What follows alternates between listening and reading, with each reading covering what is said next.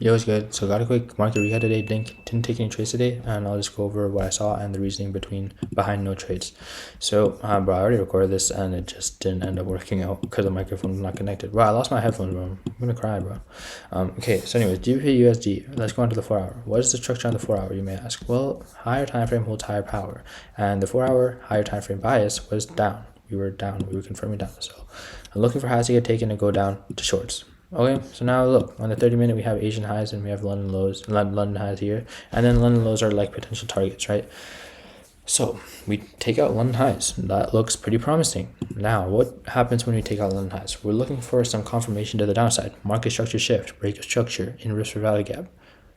But we don't have any lows. There's an absence of lows. We take out these highs and there's no lows to base our trade off of. We have this inverse value gap, and that's what I was basing that's what I was mainly basing it off of.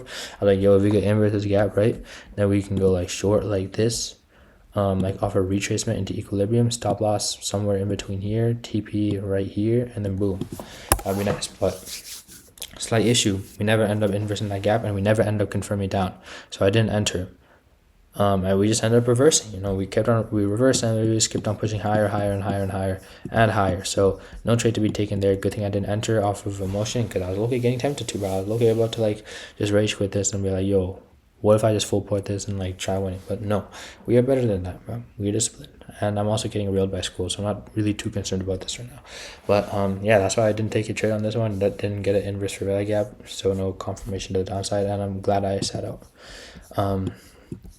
EURUSD pretty similar to GBPUSD. However, it was kind of like an SMT with this. GBPUSD took out both of these highs. EURUSD did not. So I was like, yo, maybe the method is to take a trade on EURUSD. But no, we don't do that because today we had news. Bro, why did the thing freeze, bro? Oh my god, this is so annoying. Restart capture. But anyways, what I said is like, yo, EURUSD was similar to GBPUSD, but we just did not end up taking out those highs like we did on GBPUSD. So now, according to that reasoning, EURUSD should have been the pair to trade. Well, why didn't we trade EURUSD? Well, one reason is that we had news. We had 6:30 USD news, we had 6 a.m. GBP news, and we had 7:15 Euro news. So Euro USD, we're looking at USD and Euro, 6:30 and 7:15 a.m. Is there really a trade to be taken between that time window? Not really, because I didn't find anything during that time window, so that's why I didn't take a trade, obviously. So we end up breaking structure to the downside here, confirming, but we had news at 6:30, so I decided to sit out, and then we ended up taking out that London high.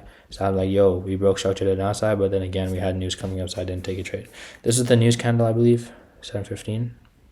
That's pretty promising, and similar to GBPUSD, we just reversed and we kept on going higher and higher, bro. Like bro, 4 hour did not care in this point, bro. So there's no trade to be taken on USD, no trade to be taken on GBPUSD. And now if you look on Forex Factory again, we had JPY bank holiday, so no trade to be taken on GBP-JPY. So that's why I didn't take a trade on GBP-JPY. Now this looks pretty decent as 4 hour was bearish and we took out that London high. So I'm like, yo, what if we just enter out that break of structure? Stop loss tight, TP1 right here, boom, that's like a 1 to 2. We're full porting this, bro. Full porting, but next bank holiday, we're going for a 1 to 5 risk reward. No, we're not doing that, bro. Because today is a bank holiday and we're not taking trade. Maybe I'm just too scared of losing, but I don't know. I don't know what I'm doing, honestly. Yeah, I don't know, bro. I got school. I got a lab final tomorrow. For a 261 organic chemistry. And then I got what else? I have a midterm on Monday. Oh my god. Got volunteering. Got a lot of stuff going on, bro. It's low-key tragic, but we're almost done this semester, and once the semester's over, we're studying for the DAT, bro. Oh my god, another exam, bro. This is the matrix, bro. This is the matrix. But yeah, I'll see you tomorrow. Goodbye.